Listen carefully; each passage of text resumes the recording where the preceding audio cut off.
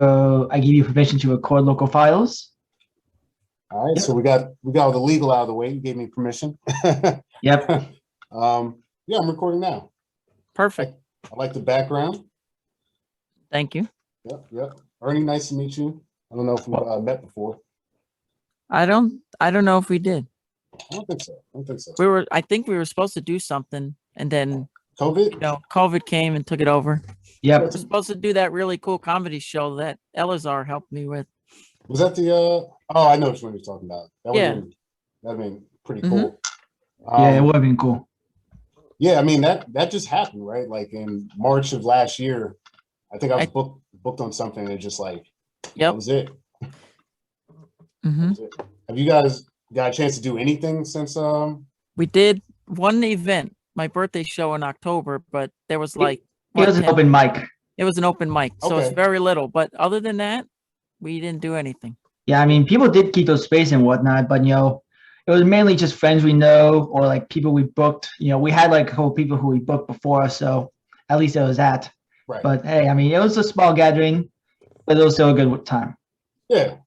I know I've been trying to kind of play it as safe as possible. Like I did start my mic again, but with some trepidation. I really didn't want a lot of people showing up to the event.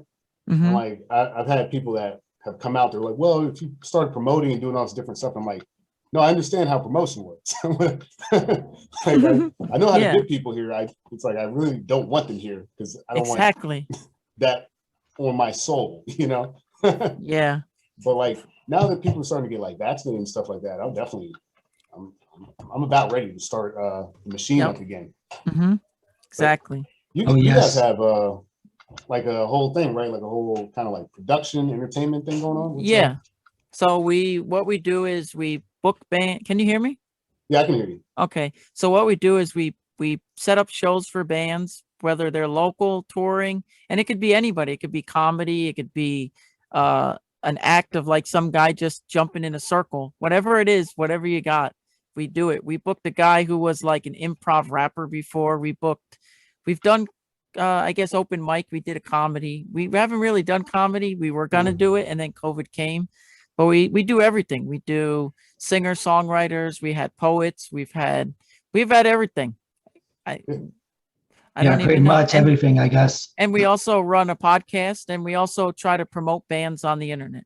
What's the podcast? The podcast is called Damn Straight Radio, and we interview bands from all over the United States and beyond. The farthest we interviewed was Canada. Nice. Yeah, they were on tour, and we had them at the show back in August 2019. Nice. I mean, you're kind of in the right area. Like I know I'm more like New Brunswick based, and Mike, I've seen you down there quite a bit. But I love New Brunswick. The scene out here is kind of historic, famous amongst the crowds that know about this type of stuff. But like I've seen all kinds of insane shows in New Brunswick. Oh yeah. Like when Macaulay Culkin came with his little Pizza Underground band. Man, I heard bad things. Oh yeah. Oh man, you heard the right things. My friend went and he was like, "Yeah, it was terrible. There was too many people, and he was." They did he was three bad. Songs. They did 3 songs. He was pretty. He looked like he was pretty lit, and it was interesting though. My background's blurred.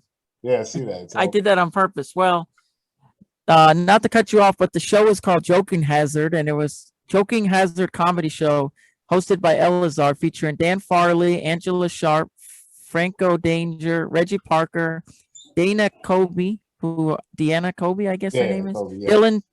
Dylan, Waldo, and Jay Lett. And it was going to be at Michael's Inn, and then we moved it to New Brunswick. We were going to have it at the pizza place, and then it didn't. Nothing. Never happened because COVID came. March 27th of 2020. Interesting. That was going to be a great show. It was. Yeah. It was. Angela Sharp is hilarious. It's good that she's back in the comedy game. I saw her a few weeks ago, actually, at Raise the Bar. Nice. Mm-hmm. Yeah, I know she had to take a bit of like a mental health break from it for a while, and then she came back even stronger. And everybody needs to take a break. Hey, sometimes. Oh yeah, of course. Mm-hmm. Yeah. And like it's just so cool that you could start up that type of show, right? Like I know you guys don't have a lot of comedy background, but like almost every name you said on that is like a heavy hitter. Oh yeah. That Jersey comedy game. The 3 people I picked, I said, I want you, I want Dylan, and 100% I want Waldo. I know Waldo for a long time. Waldo's the best. I've known Waldo for a really long time because he's good friends with my brother. So that's how I met him. Oh, and real quick, I'm going to chime in about Dylan. I'm going to go ahead and mention this. Reggie, he was a coworker of mine. I used to work at a Six Flags Great Adventure. I worked like 2 operating seasons, and when I was working there in 2015, he was a coworker of mine for like a month or 2. I don't remember how long, but he was a coworker of mine at Six Flags. Nice. Yeah, we were working the rides over there, and he was operating the one I was on. Right. What's So, funny? I mean, when I saw him roaming around the comedy scene, I was like, holy shit, I know that guy. Yeah. And he came to a couple of DSC shows, and it was kind of cool that we were able to reconnect, all because of him being around and all that. It was great. No, it's awesome, man. That's the coolest thing about comedy. And funny enough, not great adventures, but Six Flags America. I used to work there back when I was a teenager. Oh, That's, wow. like Silver Springs, Maryland. And wow. I think I might have had like employees from like a Six Flags park come in, like on like one day. I think it might have been Six Flags Great America over in like Illinois by like Chicago or something. I don't know. That might have been it. I don't remember correctly, but I do know that like Six Flags workers from like another state came by and got on the ride that I was working at one time. Yeah. It was cool.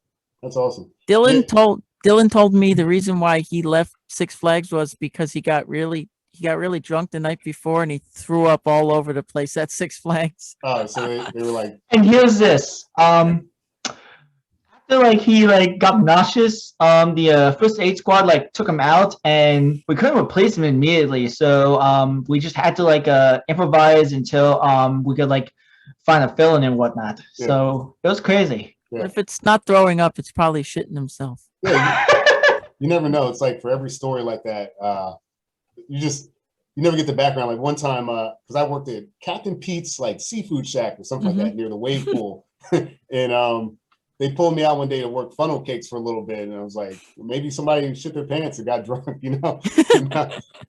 Oh man, I mean, working at Six Flags, has its fair share of stories and weird things happening. Yeah. Six Flags is like the real life roller coaster tycoon. Yeah, it really is.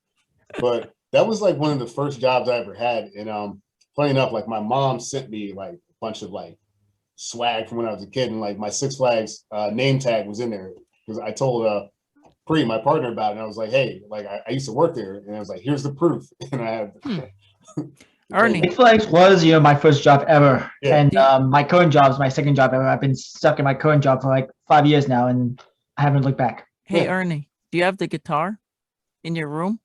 Show them the guitar. I gotta see this. It's pretty cool. You'll see what it is. I gotta see this. Let's see. Wow, look at that. Wow, the Superman guitar. Yep, from Six Flags. That's badass. But explain how we got it. Imagine it's 5 million tickets. Here's this. I originally like the one game that I remember seeing this type of stuff at. It was like where you like throw the ball at like the balls and try to knock them out. I kept failing all the time.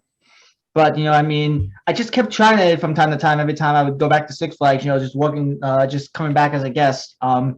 Because here's this. Working at Six Flags, they had like a rule where you can't really like play any games because apparently that could be like an advantage, which I don't really get. But when I quit my job and over there and I started just going back as a guest, I had to like try my luck, but I was never lucky with this. But my luck was from finding this at some antique shop in Keyport, New Jersey. Yep. I bought this for like $90. That's pretty cool. That's pretty damn cool. It was 85, but it was 90 after tax. Yeah. Okay. I have yet to get this set up, but I know a guy who can definitely help me out whenever I give myself the time to hit him up. Imagine how much money this guy spent to win that prize. Oh, he could have bought the guitar at Guitar Center. Totally. You spend like $1,000 trying to win like a stuffed animal for your girlfriend or something, and then you're like, wait, I could just went to the dollar store and bought it. That's the funny thing about it, but like it's all about the it's about the experience, right? Yeah. Oh, It's yeah. like there's no reason to buy a Superman hoodie at Six Flags for like $60, but hey, you're already there, right? Yeah, exactly. That's one of the coolest pieces of swag I've seen today, for sure. If not The this week. Yeah, definitely. That's badass. I don't have anything cool to top that right now. Trying to find some. So I got my guitar over here that I'm like trying to teach myself to play, but Okay. But I don't know. Comedy came a little bit more naturally. Like music has never really been my forte, so I'm always kind of impressed by musicians. But musicians are always really impressed by comedians, and like I don't understand what that. I'm impressed by Angela because she does both. She plays guitar and she sings. And there's another lady, I think her name is Carly or Carla. She's also like comedy and singing, and her and her husband, I think they do like an act together. I've seen them at the George Street Co-op, and she's kind of sings like about dirty things and being stupid and stuff. And she plays guitar and sings and does a whole comedy skit with it. It's kind of cool. That's pretty cool. That definitely does sound kind of cool right there. Yeah. I remember one time at the co-op, I was doing a mic and some random, like just people were attending the mic. I don't even think they, I guess maybe they were planning on doing like music. This guy had a violin and he started playing like the little riff from Twisted Overnight Celebrity and stuff like that. And I think I was there. I might have been a hell of a time, dude. You might have been. A lot of crazy stuff. I missed that place. Oh yeah, same. I missed a lot of these venues, and I'm hoping that a lot of these businesses are still kind of intact after this. But, Chamber 43 opened back up over there. I'm like, that place looks like it needs something. Whether mic, they do comedy open mic every other. Remember they did last time every other Monday. Like this Monday is comedy. The following Monday is going to be open mic for music and stuff. So last Monday they did open mic for music, and then the following Monday is going to be comedy. Oh, cool. So it's hosted by what's his name? Jay Gatsby. Okay. And he's bringing it back again. So I'm hoping a lot of people come out to that. Yeah. The music, check it out. The music one has been pretty popular. Like SB and all the rappers come out and they do their thing. So it's been pretty popular. Nice. Yeah, I've been hearing about that. I mean, it is pretty cool that with Chamber, now in New Brunswick, I mean, more people can showcase their talent and connect. Yeah, exactly. I mean, the location's awesome. It used to be a Cafe Bene, which is pretty cool too. But now it's like that coffee shop, which is it's pretty cool. The record store is now a coffee shop as well. They say all the other people around New Brunswick say they got the best spot in town, the most prime real estate. I think it is prime real estate for sure. That place is huge. I think it is like prime real estate. I don't know how much it costs to rent that place out. I don't even want to. I'm not asking. Yeah, we're not even gonna ask. That's like some confidential business. Right. And there's three owners. There's Joel. There's Dave from the original, and then there's Jimmy. Yeah. So and Jimmy runs the coffee shop most of the time. Yeah, Jimmy's the coffee shop guru, and then when it comes to Dave, he runs the records, and then Joelle kind of does everything when they're not around. Yeah, she's like the third owner. Nice. Yeah, I saw when Dave and Joelle started up again. I wasn't aware of the third party, but when it came back and I realized where they had their locations, like that's pretty awesome, man. Yeah, definitely. That's for sure. I go to brunch. And the cool thing is they allow you to bring in food from outside and just get a coffee and sit there and hang out. Oh, that's cool. Either that or you can like get some tea, and they got some great tea. Nice. Yeah. Nice. Yeah, and you get it. Podcast brought to you by Chamber 43. It's not at all. But. No, actually, it's sponsored by Richard Dweck. Oh, Dweck, nice. I just did Dweck's podcast. I love him. Oh, he's great. Yeah, he's hated on for. I don't know why. He's so vulnerable. That's probably why. He's easy to pick on. Probably. And that's why, like I try to, look, he can take care of himself, but like I try to like look out for him when I can. Because like exactly. If I see people bullshitting with Rich, it does not. But it's all Dan's fault. I blame Dan. Well, yeah, Caprio is a very strange man. But I know that. We had him, at like 2 of your shows before DSA took off. I booked him to do like in between the sets. He did his comedy stuff, and then he's like, "I gotta go. My roommate locked themselves in their room, and he ran out as quickly as possible and went home, and I was like, okay. Yeah. Okay. I don't even know. I was like, okay. He's like, yeah, I got strange. a crazy roommate. Well, it makes sense. I've been to he used to do this comedy thing in his house called like Laughing Hell Hotel. I've heard of that. Yep. And it'd be in his basement. He does have strange roommates, and there's like a rotating cast. And, he makes wings, sauce, and stuff like that. And it's a whole thing. It's one of those shows where like you show up and you're like, why am I here? Like, he's a character. Basement. I don't know who's like crazier as a person is Dan Farley or Dan Caprio. Like which one is more of a character? I'll say Caprio is probably crazier. I think Caprio can be stopped if you tell him to stop. Yeah. I think Dan Farley, if you push him too far, he'll probably fight someone. Dan Farley would definitely because I've heard stories where he got too drunk and they had to kick him off stage. Jeez. Because he screams and yells after a while. Like when he gets into it, he's into it. Yeah. I like that. He should be big. I think he will be. It's funny enough, actually. I mean, he is a big guy. Part of the reason we rescheduled, I actually have a show with him later tonight. Oh, okay. Yeah. He's tonight? Yeah. It's with Chris Covert. He does a lot of shows down near like. That sounds familiar. Yeah, he does a lot of. Is he a TV guy? Not that I'm aware of, but like he produces a lot of shows down in like that Asbury, like Red Bank area. Chris Covert. Like that. Sounds familiar. Yeah. You might have crossed paths because I know he does some music stuff too. Okay. But, I know what's that other guy? Chris Gether. He does a podcast. Yeah. Gether is like kind of big time, right? Oh yeah. Yeah. But like but Farley, like I hang out with Farley a lot, right? Like yeah, he lives down the street from me actually. Oh, now he does? Oh yeah, because I live in Metuchen. Metuchen days. Yeah, does he still live in Metuchen? He moved. He's in New Brunswick. Oh, so that's why he's for me. That's why he's always hashtagging New Brunswick and posting. Okay. Yeah. That's the mystery solved. I don't think he knows his locations on Instagram. Because I notice every time he posts a picture, he's like, I'm hanging out with this. It's like hanging out with some girl. He's like, I met my old friend. It'll just say in New Brunswick. Yeah. Yeah. He recently got an apartment over here. And like I said, Sundays, we usually pretty much almost every Sunday we go down to George Street Ale House and we have brunch. So if you guys are ever around noon to 4-ish on a Sunday, you know where we're at. Oh, okay. But yeah, that would be cool. Yeah, totally. And you're right. Like the guy is literally a force of nature, man. You got to like I have seen nights where he's been a little over the top for sure, but most of the time he's in pretty good spirits. You know, just depends on the day. Yeah, I've seen him mad where like somebody was like calling somebody out and he was like, shut the fuck up. Yeah, like he straight up like called them out, like told them to like shut the hell up, and the whole room got silent. They're like, uh-oh. Yeah, it was at the co-op, I think. That makes sense. He was like, yeah, your act is terrible, you need to stop.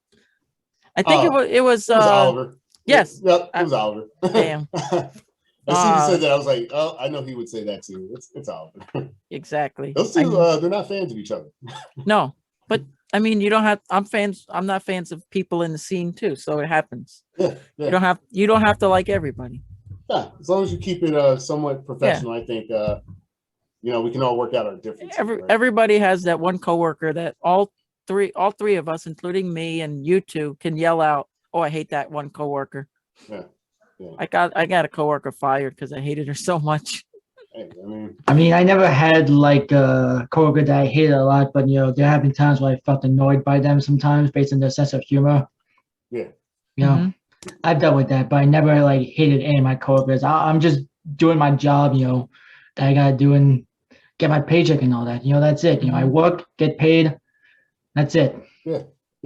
That's usually the plan, right? Like I'm just trying to work and get paid. Same thing with some of these like gigs that we do. It's like, hey, look, man, of course. I'm just trying to run a show here, Yeah, exactly. People are bothering you. You're like, I'm trying to put on this show. Just why do you have so many questions to ask? We try to tell all the bands most like 90% of the time we go on Facebook, we add every band member from every band all in one group chat. We let them know this is what we expect and this is how you're going to do it. So you play your show, and then if they ask us like 3 times, like, how do we need this? Do we need that? I'm like, we just told you. Right. And I try to tell all the bands individually also, like, you need this, this, and this, and we have that, whatever, you're getting paid or whatever. And sometimes they still ask me questions.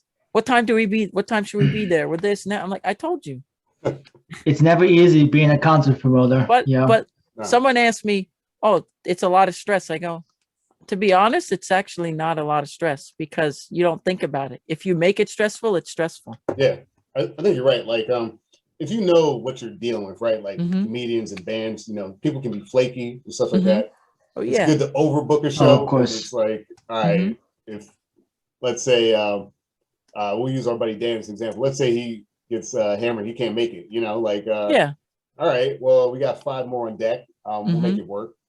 Like one of the first shows we've ever did, I was helping Ernie out before we became a company together, and one guy said, like, we found out he fell asleep and he forgot about the gig, and I was like, oh man, I got so mad at this guy. And he goes, this is the second time he flaked on me. And then we were like, okay, you know what, let's go, the next band's coming on, we got to go because the bar's waiting, everyone's just standing around like, we're like, next, if he shows up then he could play, but he can't come, then we'll just do the next thing. Of course. And you know, I found out that he fell asleep because I called him out for it, you know, and it's just that I got frustrated with it. It was not cool. Yeah. I had to let it out. We waited like an hour for the guy to show up. I was like, damn. That's right. Yeah. But not anymore. Now we have rules and we just give up on it after a while. We're like, you know what? You don't show up, you can't play. Yeah. Exactly.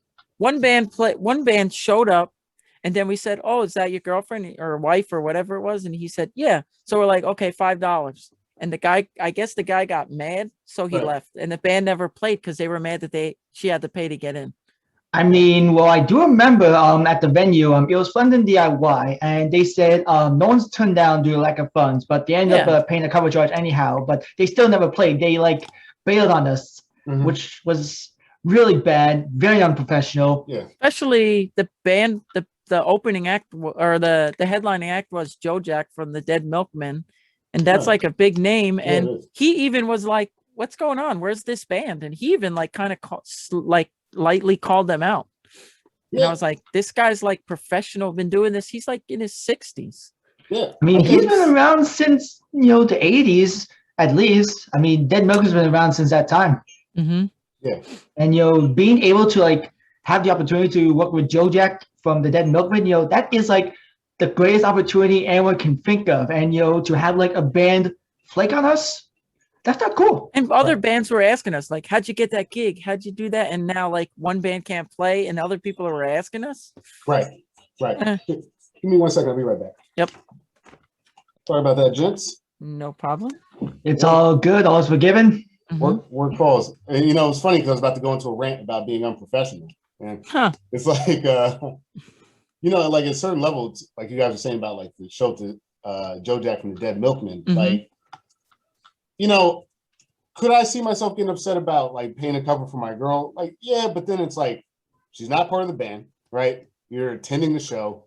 There's a charge, unless you cleared that ahead of time. Yeah, exactly. Like a normal person would say, hey, I'm bringing my wife. Is she included with us, or should are they paying? I've had that, yeah. But like to assume something and then get so pissed that you like are no longer on the show. I mean, that's just not a good look, man. And it kind of embarrassed me because I was like kind of like honored that I had like such a big name in my venue at that time, and I'm just like, wait, this band didn't show up. Like I almost freaked out, and then I'm like, you know what?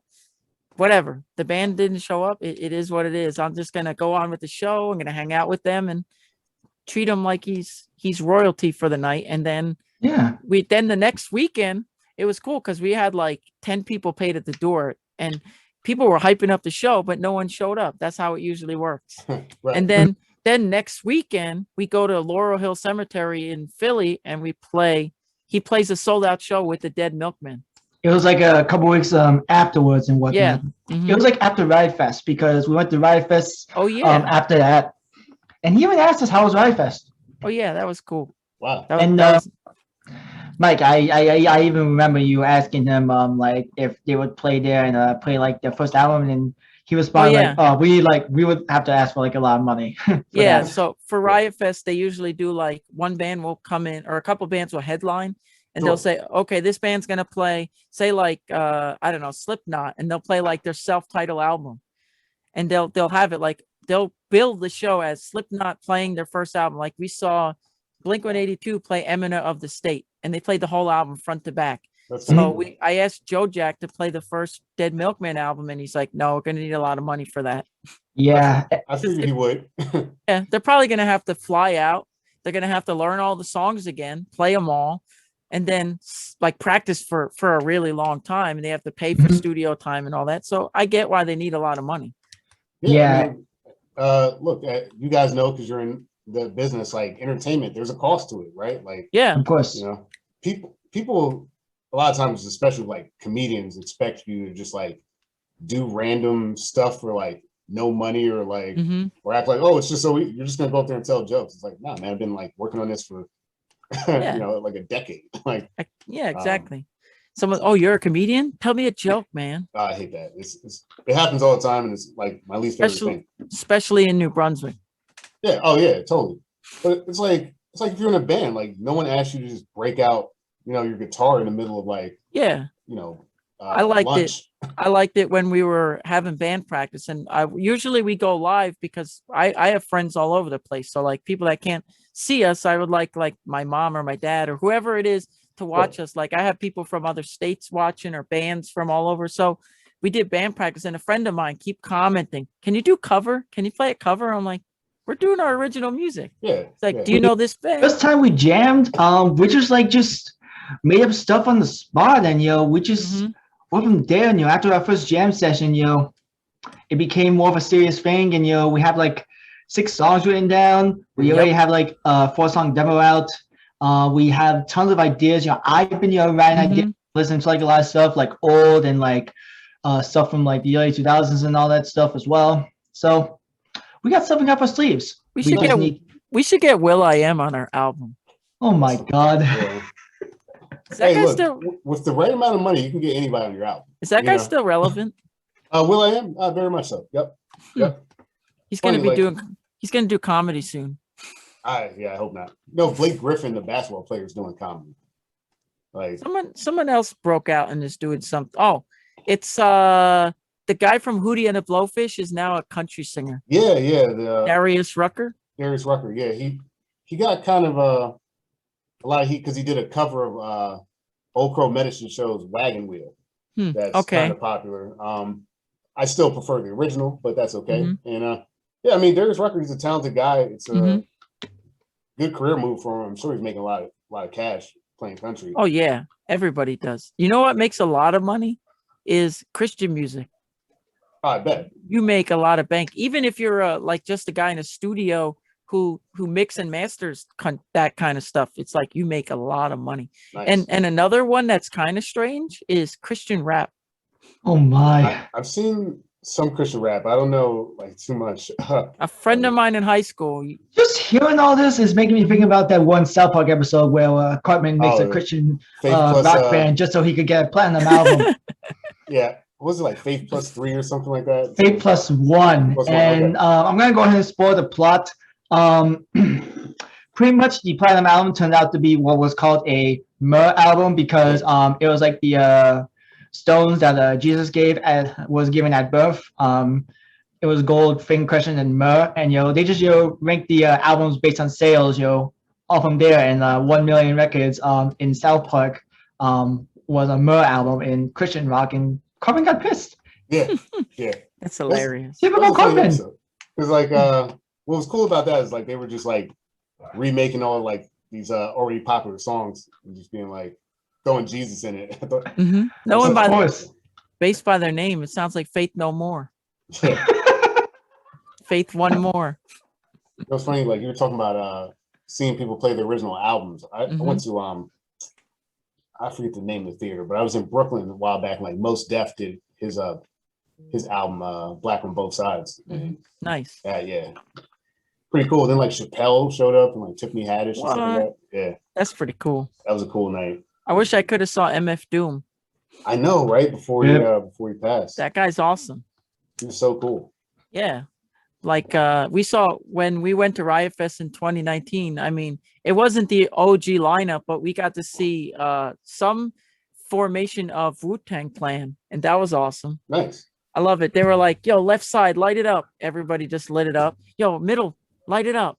Yeah. Right side, like the whole crowd lit it. Even if it wasn't drugs, it was just their cell phone or something. And then we walked over, like, I don't know, maybe less than 5 minutes away. We watched Slayer play their final performance. Like, that's just wild that a festival could do that. And before that, we saw Andrew WK. That was a wild set too. It was great. Andrew WK is a maniac. He is such a character. Yeah. Yeah. High energy guy, man. Like, super high energy. I've never seen him live. Like, I'm trying to think of like some acts like that I've seen him 3 times. I saw Andrew WK 3 times. It was wild. When I saw Andrew WK at Riot Fest, he even like mentioned how many times he's played Riot Fest before, and he even said how many times he's done so one by one, one number after the other, 1, 2, then 3, and he even said all in like Spanish, like saying, "This is not my numero uno, numero dos." He just kept going from there until the most recent time, which was that fest. Yep, he's a veteran. It's kind of cool. He plays that every year. Nice. Almost every year. Nice. But what were you saying? What were you saying? I don't even know, but you were talking about someone you saw in concert. Oh, yeah. I mean, I've seen some decent concerts. I know I haven't been to nearly as many concerts as you guys. Like, I've seen like Billy Idol live. Like, I've seen ZZ Top and wow.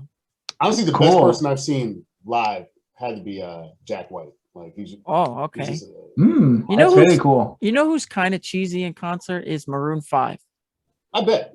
I saw Maroon 5 and I was like, I'm just going with my mom. That's like when I saw Coldplay. I was like, I like Coldplay, but like, I don't know if I would sit there and watch Coldplay. It's a bunch of like hot moms.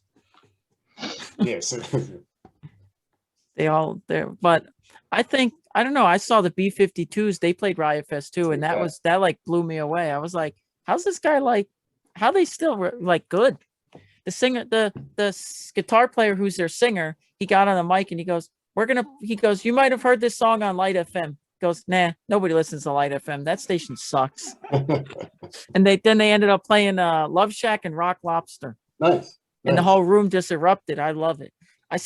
Me and Ernie are still trying to put it. We're going to probably try to get him on the podcast, but we want Mark Rubier. Nice. That guy is hilarious. He is wild. He is my spirit animal.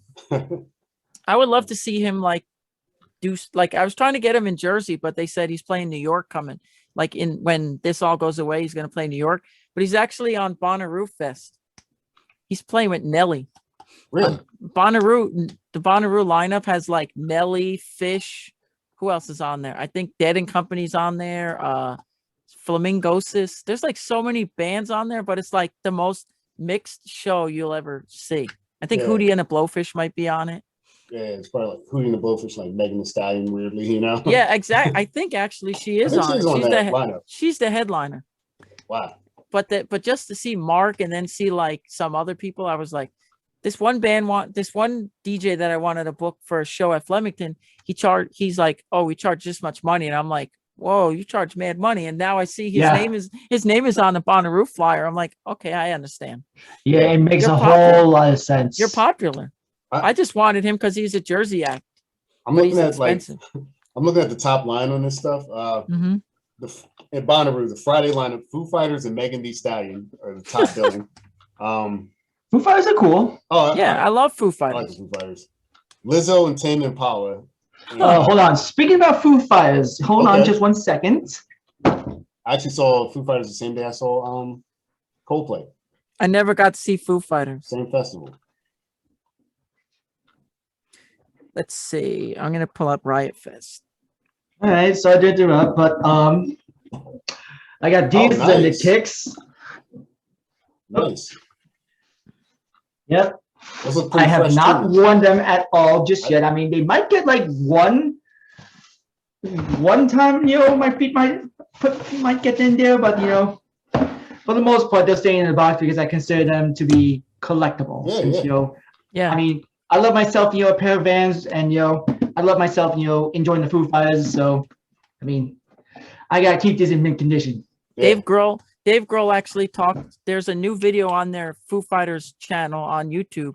I've just posted it the other day. He talks about the original concept for Everlong, and he said it was like a song of, I forget what he was singing, but he said the demo that he recorded, like in the studio as the scratch track, like he played drums on it, he sang on it, he played the guitar, the bass. Sure. He said that's the song that you hear on the radio today.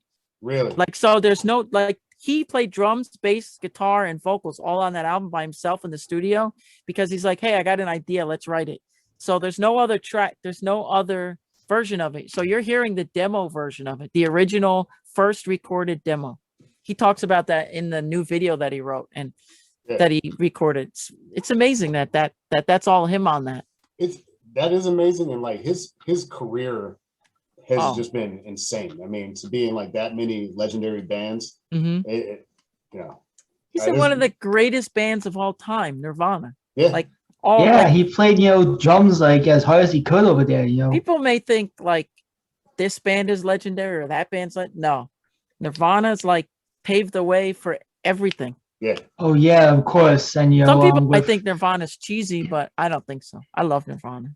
I mean, I remember listening to Nirvana back when I was like in middle school or something, and I remember finding like some beat up hardcase CD for like $5 at Best Buy one time of like In Utero, and I was like, I'll just take it. Why not? I remember listening when I was little. I used to listen to Howard Stern and the K-Rock. My dad used to play it in the car, K-Rock, and he used to play Nirvana constantly on K-Rock, 92.3 K-Rock. I missed that. Now it's like kind of generic, like alternative rock. But now it's like K-Rock was the best station when I was little. Yeah, it's like it's tough to get a good station anymore, man, with all the streaming and stuff like that. Oh yeah.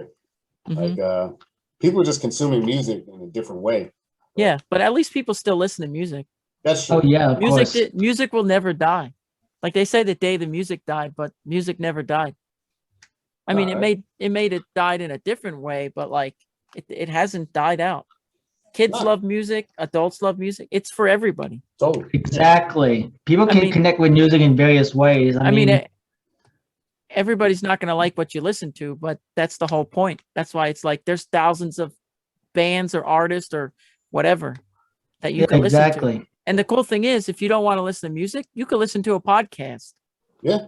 So you could stream a podcast. Like, there's one, the singer of Senses Failed does the Sound of Change podcast, and he interviews one member of a band of whatever he picks for the time, and they go in depth for the album that changed their life, and they go in depth with it, and they talk about the whole album, why it changed their life, and what it was.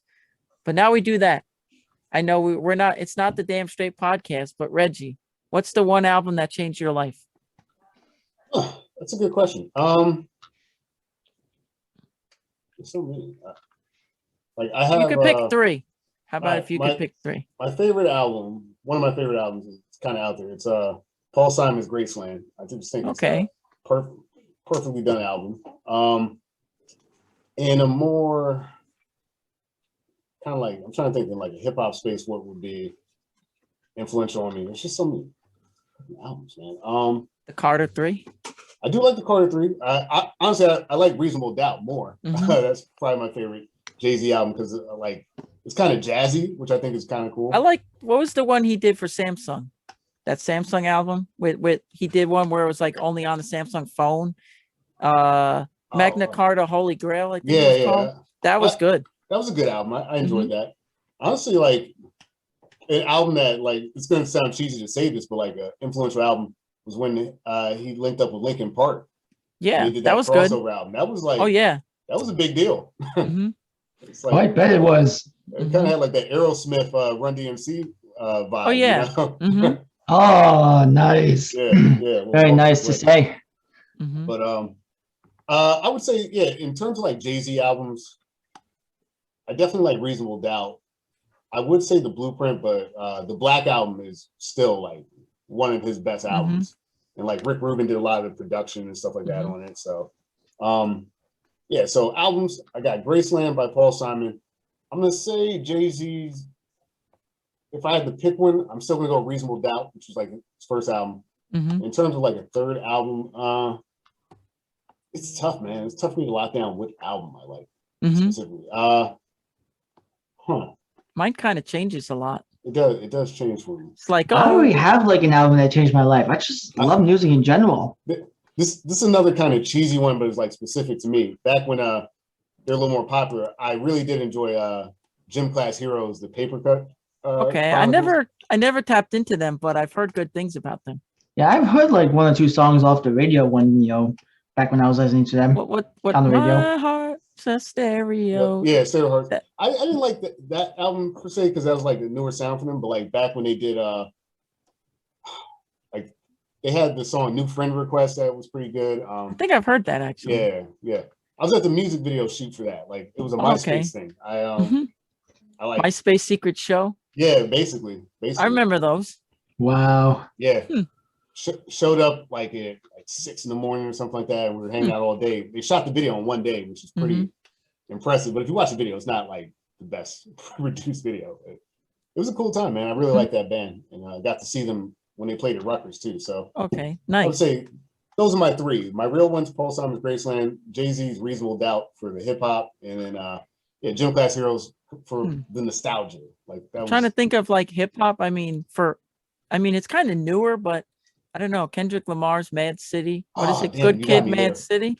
That album is like, it's so kind of low. Like it just seemed like some guy made it in his bedroom. That's what I liked about it. And I love when he's like trying to order Domino's or whatever. He's like, yo, Kendrick, let me get some Domino's. And then his mom, the wife's like yelling like, God damn it. It's only the answering machine. He goes, oh shit. Yeah. I know. That album's phenomenal. When I first got my hair braided, because I grew up with my hair during the quarantine, and someone's like, "Yo, you look like Kung Fu Kenny," making a Kendrick Lamar reference, and like, no, you're right. Like, Good Kid, Mad City was like one of the. It's a game changer. Oh, totally. It came out of left field too. Nobody knew. Exactly, and it had like that instant classic album feel, right? Yeah, like this is like I was thinking like a beat up drum machine and some guy like in his bedroom like singing in the closet. Like that's how I got like I was listening to it the other day and then I heard like an old drum machine beat in the background and I was like, this is kind of like old school like New York City, like just chilling. And that's what I liked about it. Like that's a good album. Like all of the stuff Kendrick's dropped basically. Like I got it on vinyl. Yeah, you do? Good Yep. Kid? I love it. I've got To Pimp a Butterfly on vinyl. Okay. And I've got a signed, it's barely signed, but a signed copy of his album Damn. On vinyl. So don't ever sell that. Here's a question, kind of going back your direction. What's the best vinyl you own? The best vinyl I own? Ooh. That's a question for both of you, because I see Ernie back there, guys. Well, I do. For me, I mean, this album kind of changed my life, so I have it on vinyl. It would probably be the album is called Living in the Plastic Age by the Buggles, and they're the band that sang Video Killed the Radio Star. Yeah. And that was like the one song that I listened to when I was little. And now if you ever listen to my electronic music, you could understand where like my inspiration comes from. Sure. And that's like I found it at Chamber 43, the original store. And I was like, I don't care how much money it costs. But I heard Dave yell out, we're closing in 5 minutes. And I'm like, I got to get this album.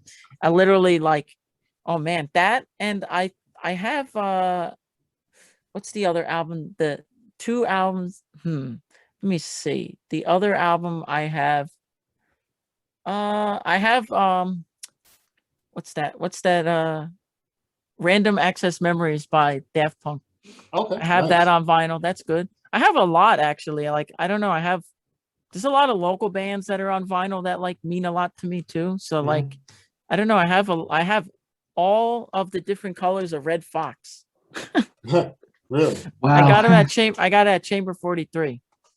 So there was like a comedy section at one point, and I just like bought all of them. I think I have George Carlin on vinyl. I have a whole bunch. I don't know. What do you think, Ernie?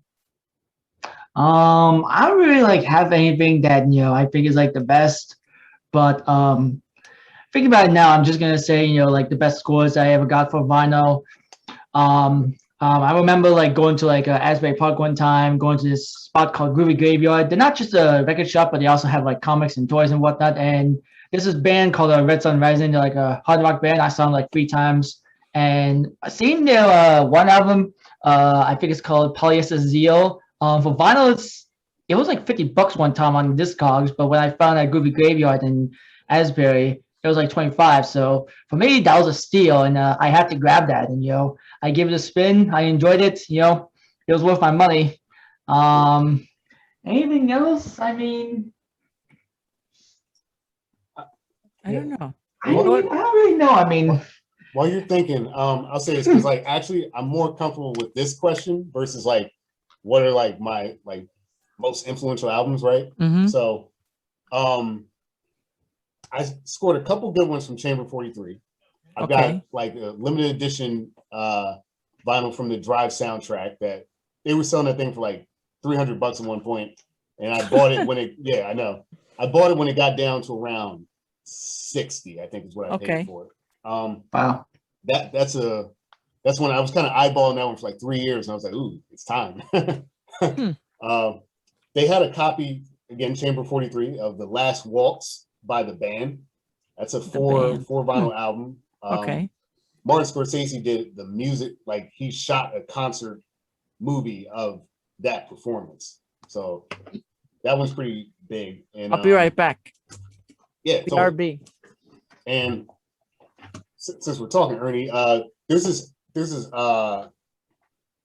old like Indian singer who was like not popular at all, but like her song kind of went viral for some reason a couple months back. Her name was Rupa, and she has like a pretty good like album from like the 82 that I bought, and it's a repress. It's not like original, but like that was a good pickup. Yeah. Very nice.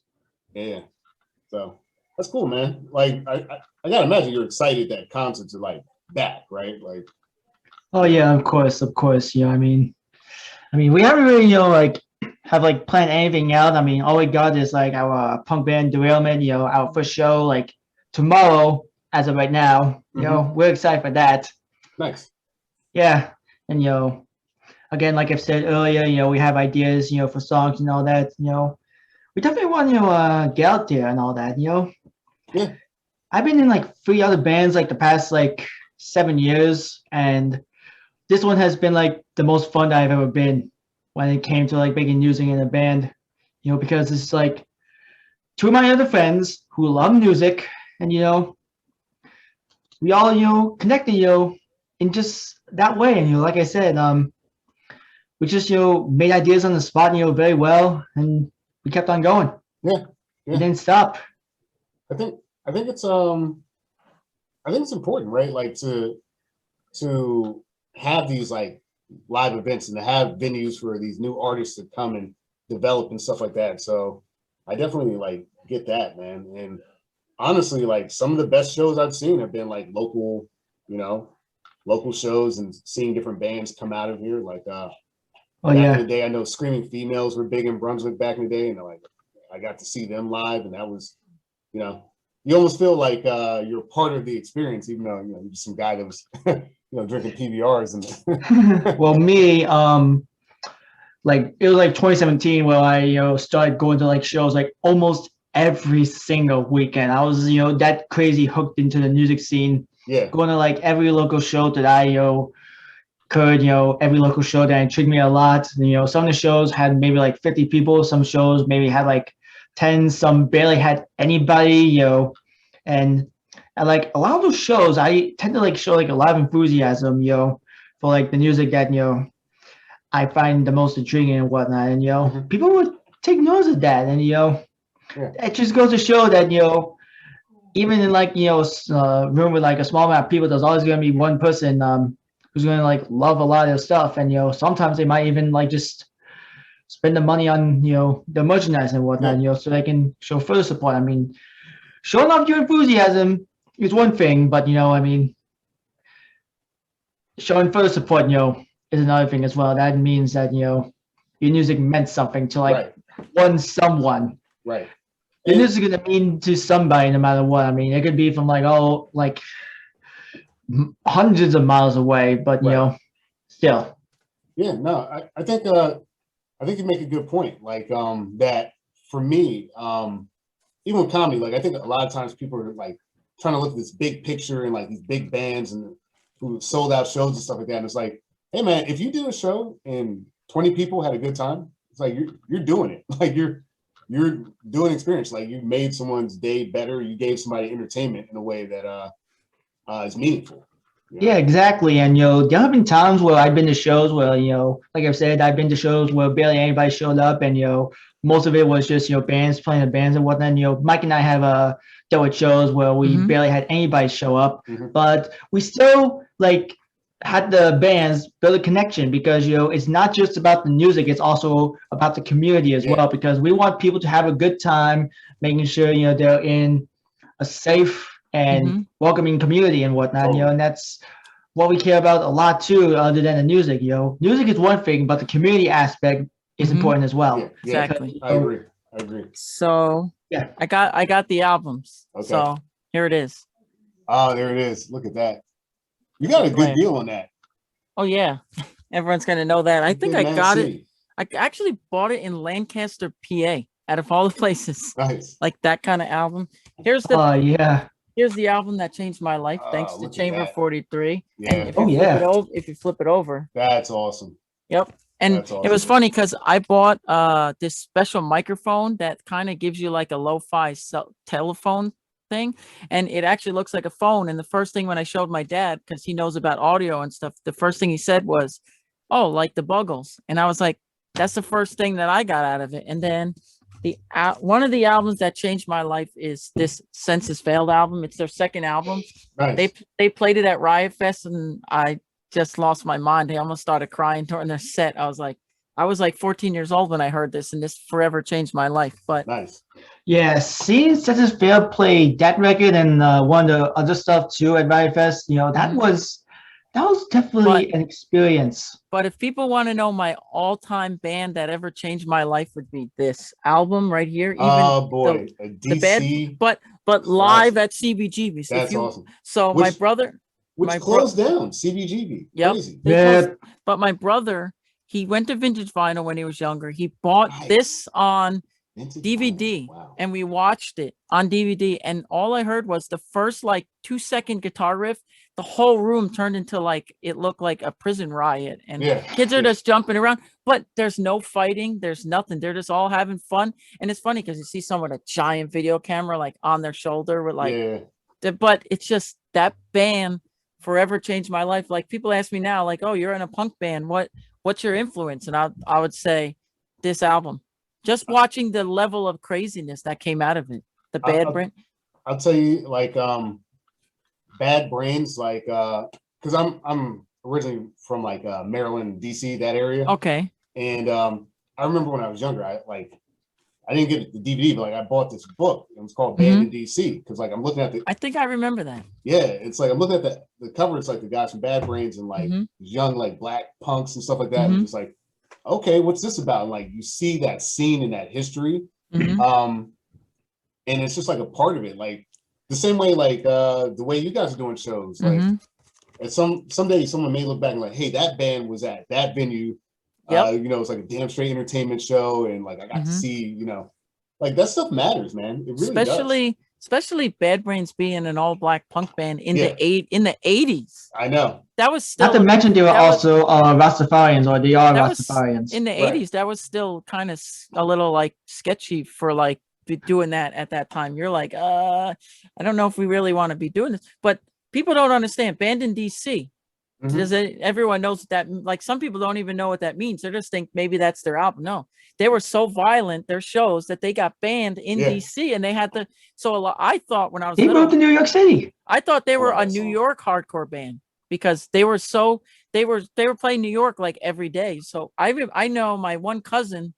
Actually, two of my cousins, they're in their 40s or 50s. And he used to tell me, he goes, oh yeah, I used to go to CBGBs and see them play all the time. I was like, dude, that's probably the coolest thing ever. That's Like so to cool. go see the Bad Brains play. This isn't an album that changed my life, but a person that changed my life. Do you know who that is? Oh yeah, Donna Summer. Yep. Look at this. I think I got it at Chamber actually. It like flips out and it's like, that's pretty cool. Yeah. I was telling them, actually, I'll grab one real quick just to add to the list. On the Radio by Donna Summers. Whew. That's a great song. And what's the one? It's like the On the Radio, like 12-inch edit. It's so good. He'll know when he comes back. I think that's a cactus behind him, right? I don't even know. You'll appreciate this. I'll show him that. Dad Brains. Remember you found that for me? Oh, yeah, it was at that one record store in Lancaster, right? Mm-hmm. Yeah, Yep. it was. It was like after we stopped by Angry Young and Poor. Yeah, we went to like 3 or 4 different record stores after that. Oh yeah, true.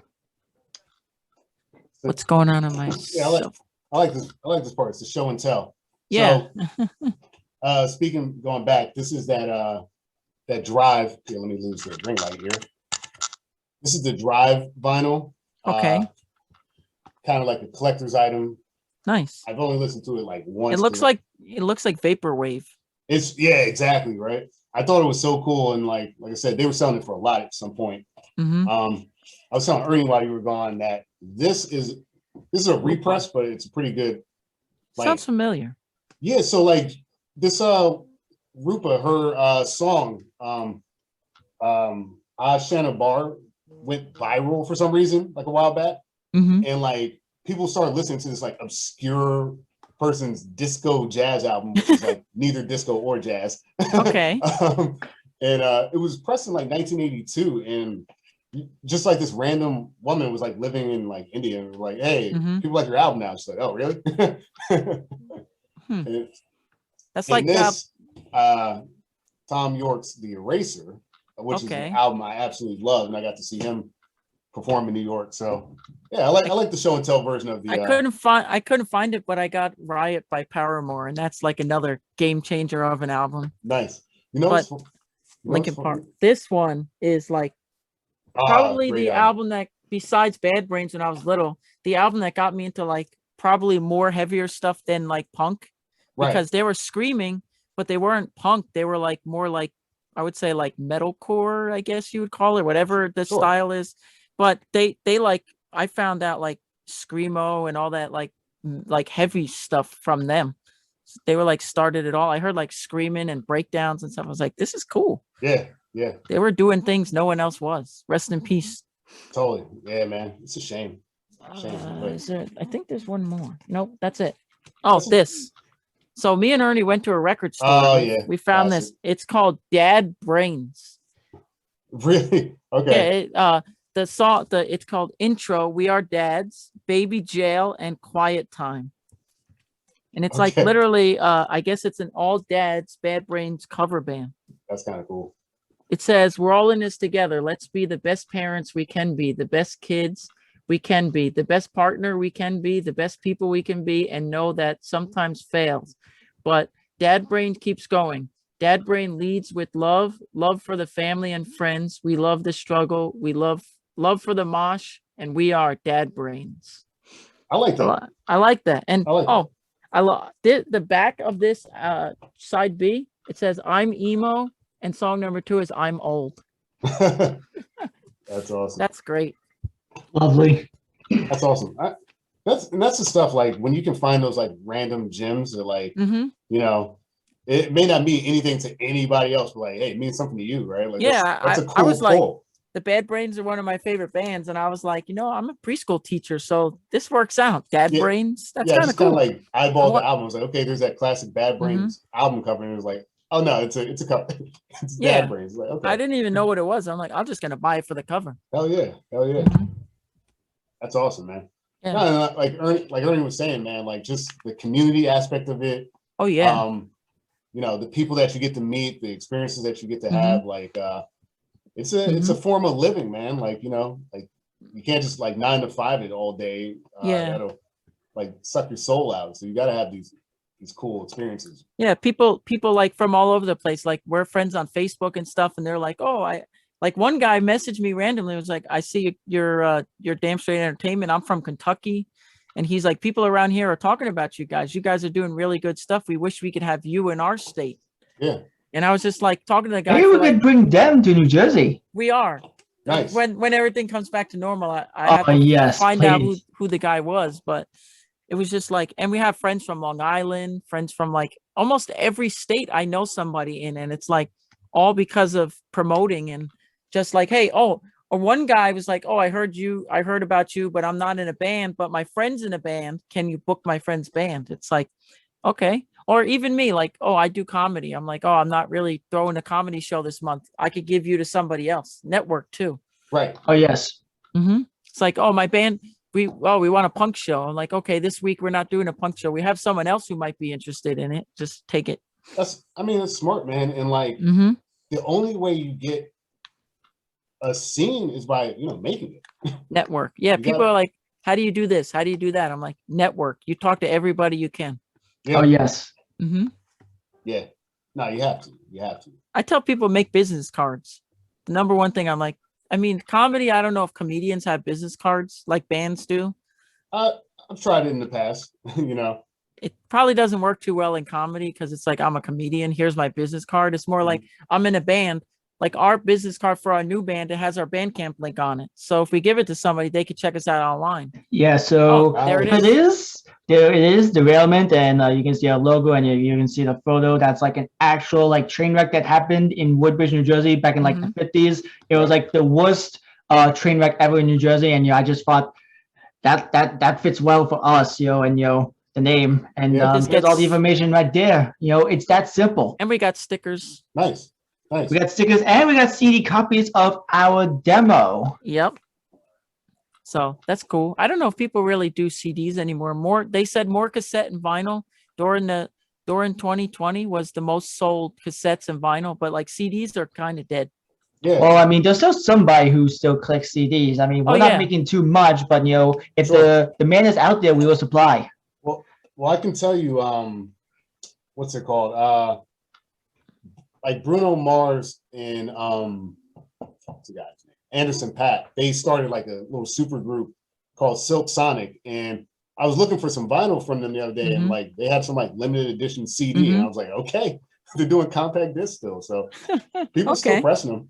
Yeah, I've seen CDs out every now and then, but then if a band has a CD, I'm like, I don't want their CD. I want the vinyl or the cassette. I'm like, if there is a CD and they don't have it on anything else, I'm like, sorry, I really don't want the CD. It just takes up space. It's funny because a vinyl, I'll take it. Even if I don't play it, I'll still keep it. Right. But I won't keep it. I won't keep a CD just because honestly, I don't even think I own a CD player. I don't know if I do anymore. I own like my PlayStation could play a CD. Probably. I guess my car has a CD player. I know years ago, I think it was actually Bad Brains and all these bands. My brother, our Xbox, you could rip stuff to it. Like you could like put the CD in and it could burn it to the Xbox hard drive. So what my brother did, he found a way how to get whatever song he ripped. Like one of them, he put Subline, and you hear early in the morning. When you would steal a car in Grand Theft Auto, the music from the hard drive would play in the car. So you'd hear people like listening to like Bad Brains and stuff. That was like Grand Theft Auto 3. So you'd steal a car and they'll be like, I don't know, like Sum 41 would play and stuff like that. And I was like, that's awesome. Wow. So I had the Xbox like that, and same thing. I would like put music and stuff like that on. So like I had like Tony Hawk's Pro Skater, and like Vice City, and you could like just make your own songs. Exactly. I had like 3-6 Mafias When the Smoke Clears. Like I'm just doing ollies and shit while that album's playing, that's great. Oh man. So funny. Just bought a Cadillac. Throw some D's on that. Yeah. Rich boy. I love that song. That came out when I was in high school. I remember that. Damn. What was popular? Oh, I was in school, and what was that song? Sorry, Miss Jackson. Yeah, that was Outkast. Yeah, and people in my class were going crazy over that song. Like it was all right. It's fire, but like people were going crazy over it. I was like, it was a thing. It was a thing for a while. Sounds like a doctor's office phone. It is kind of like a doctor's office phone. Hello, Dr. Parker. Hello, Dr. Parker. The Comedy Hour. How may I help you? This is Crank Yankers. That reminds me of there's this great joke by this comedy duo called the Sklar Brothers, Jason and Randy Sklar, and they have this reference about Cypress Hills and the skit that they have on one of their albums, like nice whack. And it's like Dr. Green Thumb, and oh my god, whack some more. And like they do this whole bit about how like I can't even fucking focus on the story. This is great. They do this whole bit about like Be Real from Cypress Hills, doing like this whole Dr. Green Thumb sketch. You should just watch it because if I tell you the joke, I'm gonna butcher it. So does anyone get the reference of my background? I'm lost as hell, but that's okay. That's Najee from the Scarlet Pub. Oh, really? Yeah. Oh, that's the owner of the Scarlet Pub. You know that. Man. You know that. Is. Speaking of bars in New Brunswick, let me get back to like a normal background so I don't get distracted. But there you go. I dropped what I had. But the Golden Rail, rest in peace. It's gone. I heard they closed. Really, the rail, huh? Yeah, they were so dirty and dingy.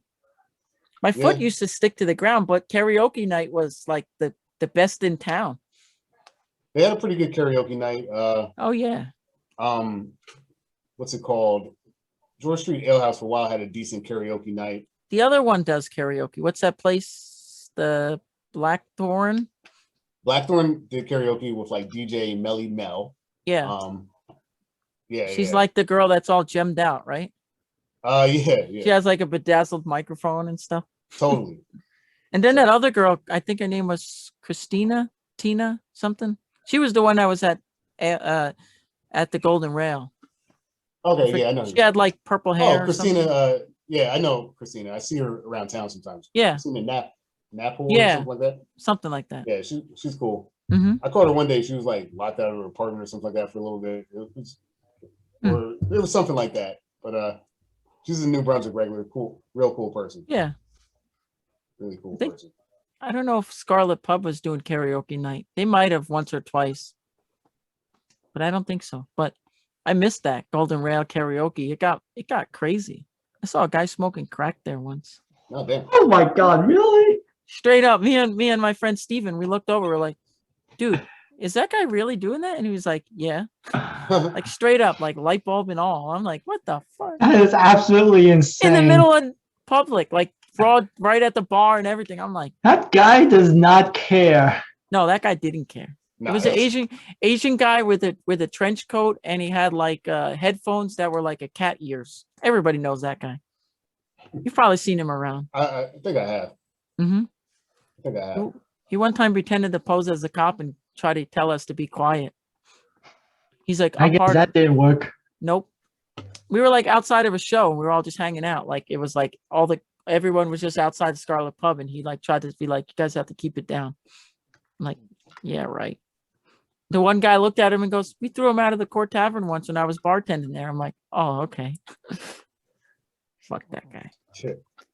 There's always characters in the scene, man. Always. Oh, yeah. You know, doing crack is not recommended. No. at a venue. Not even my worst enemy. Yeah. I haven't been about New Brunswick as much as I would like to. So, I mean, whenever I do, when everything goes back to normal, then, I mean, we'll see how many crazes I go through. Yeah, I mean, I've seen some crazy things happen at basement shows in New Brunswick. Woo. Oh yeah, for sure. I don't have to name everything I've seen, but I've seen crazy stuff. Yeah. So. But you want to see crazy things? Go stand outside of Penn Station in New York. Yeah. Not Newark Penn, just regular New York Penn Station. Stand outside for like 5 minutes, not even that long. Yeah, I'd say 5 to 20 minutes. You'll probably see enough for people's lifetime. You know? And just walking around the city is like, what the hell? You think you're in another dimension. Totally. It's like zombies walking around.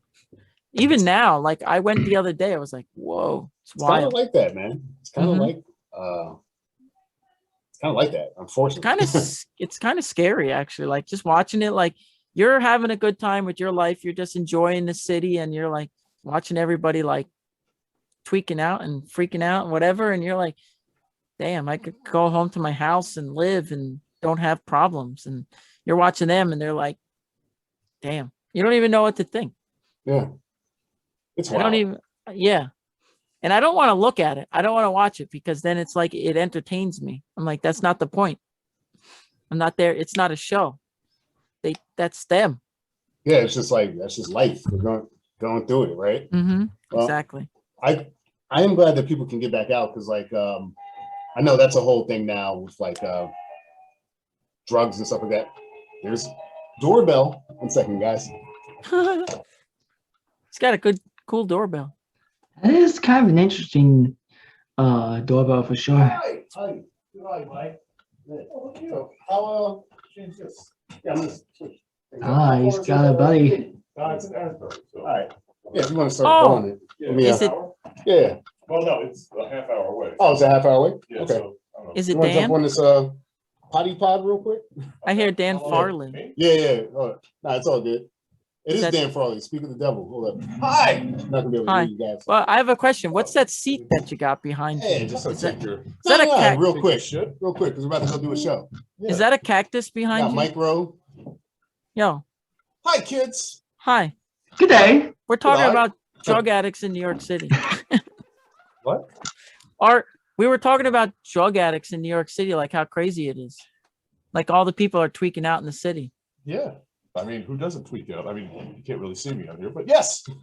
Who doesn't tweak out in New York City? That's the goal. That's why you go to New York. You This is spend fucking that we're talking about, like Taxi Driver New York. Like you get in there, you shoot up, and then you rob shit. That's the way. That's the American dream, motherfucker. Amen. Amen. God bless America. God bless America. Well, boys, that- I hate to cut us short. We got the headphones. Yes. I've got to go to a Oh yeah. one of them comedy shows. No, he No actually problem. called me up and said, please get me out of this. Mm. Yeah, I was like, his words. I was like, His damn, words. I need to get the hell out. Yeah, No, I'm it's just like- kidding. It's like, you know what, when you're on a date and you get that, like you have your friend, like, call me in like 20 minutes because I'll know.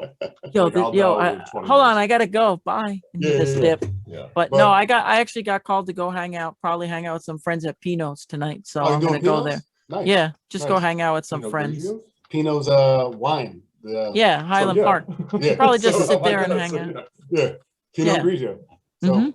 all right, boys. Like I said, Brought to you by Dunkin' brought Donuts to you by Dunkin' Donuts in Bad Oh Brains. man, please don't ever brought and to you by John Lennon glasses. Dunkin' Donuts is the worst. I just you can imagine. so Mike and Ernie, real quick, let's get that bring out that business card one more time, man. Let's hear the business card. I'm from All right, we're gonna show. John two Lennon's business gonna hurt his cards. wife later. So we got Derailment, our punk rock band. Here's the Nice. back of it. The top is our Instagram and Facebook handles. The middle is our Bandcamp link, and at the bottom is our email. Nice. That is for Derailment, and we've got business cards for DSC. Damn straight. Here's our Nice. logo, as Damn always, and straight. we got everything right here: website, email, Facebook and Instagram, the hashtags, and our podcast. Nice. So, guys, I Oh. really appreciate you being on the podcast. Oh Well, yeah, actually hosting and letting me record. Oh yeah, of course. And but can we since Dan is here before you guys run off, can we Sure. ask Dan a question? sure, ask were- me a we're- question. Okay. The question was that we He asked. was 18. No. That's disgusting. The question is, we asked Dan, what is your, or we asked Reggie, not you, but the top 3 albums that changed your life. Appetite for Destruction. Nevermind. Nice. And Sublime 40 Ounces to Freedom. Oh, perfect. Ooh, He- Answer the freedom. He did that pretty Stand by quickly. that too. Yeah. There's a couple more, but actually, you know what else is up there? The Last Waltz by the band. Oh, he said that too. Yeah. Reggie said the Hell same thing. yeah! Oh, that's Oh, That's why you guys are good the night friends. they drove old Dixie down, baby. Leave on helm, son. All right, now we can end the podcast. I just wanted to know Dan's top Those are good band. answers. yeah, that's a good way to end everything off, yo. Yeah. Very nice. Yeah. Very, Well, very we nice. do our darndest, man. Now you guys go kill it at that comedy show and don't fight Oh, anyone. we got to roast each other. Yeah. Richard Dweck? No, we got to roast each other. Oh, Yeah, wait, make you fun of each actually other. have roast each other? Yeah, that's part of the gig. We do a set and then we roast each other. But don't you guys usually roast each other even when you're just hanging out? No, not really.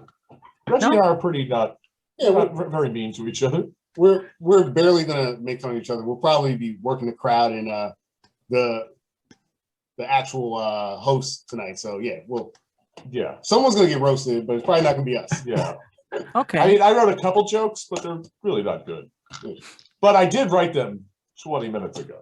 Okay. So I'm not gonna be that guy, but I'm in the room with two of my favorite local comedians right now. I'm not gonna be that guy Local? and say that, but well, you guys are, because you're from you're in New Brunswick, so that's local we're to both me. in New Brunswick. I'm a touching, but yeah, I I hate mean, the I was term- gonna touch it forever. I hate the term local because we say local music, but it's like it's just music in general. Yeah, And you say I hear you. local music, but like, I mean, you're just comedians, but still, you're like top of the list when it comes Just to comedians? How dare not just you? comedian, you're people. You're Dan and you're Reggie. Damn, That's true. we gotta end this before Dan keeps getting me to go on forever and ever and heckle me. Yes. Yeah. Let's cut it out whenever we can and whatnot. Yeah. It was fun. You should- This has you been should- great. I didn't expect to go into this. You but should thanks, roast guys. Oliver. Yeah, well, he's a piece of shit. Go ahead. Fuck That's that a guy. roast for you. There it is. I Well, agree. Gentlemen, thank you for joining me on the Parking Podcast episode. Parking I believe you're episode 13, lucky number 13. Oh, okay. Oh, Sweet. Long live derailment, long live damn straight Yep, entertainment. we got our first show tomorrow. Nice. First show? yes. We're Oh, yeah. playing at the Claremont Distillery in Fairfield, New Jersey. Yes. And All we'll have you on our podcast in the future too. Totally, Oh, totally. yeah. This is going to be fun. We'll Can't wait. come we'll come over to your house or something and set up in some interview because we do it like with audio and stuff. Hey, Yeah, we got this bad boy right over here. that. Yep. Got the Zoom podcast next week. Yeah. Yep. Yeah, the you Zoom say? PodTrack P4. But I used yeah. to use the Zooms all the time, and like now I'm pretty much off of software on my computer, but a This is Zoom. what we have used Yeah, I at used the to use time we've those. had Mhm. the podcast. Mhm. But we had to get an upgrade. Yeah. Yeah, but all right. I'm not gonna keep you too long. Let you Hey, do no your problem, man. show. Yeah, Yeah. I got a show. You got a show tomorrow, and I'll Yep. let you guys know when this is going up. Okay, All right, sounds cool. good to me. Perfect. Later. All right. Later.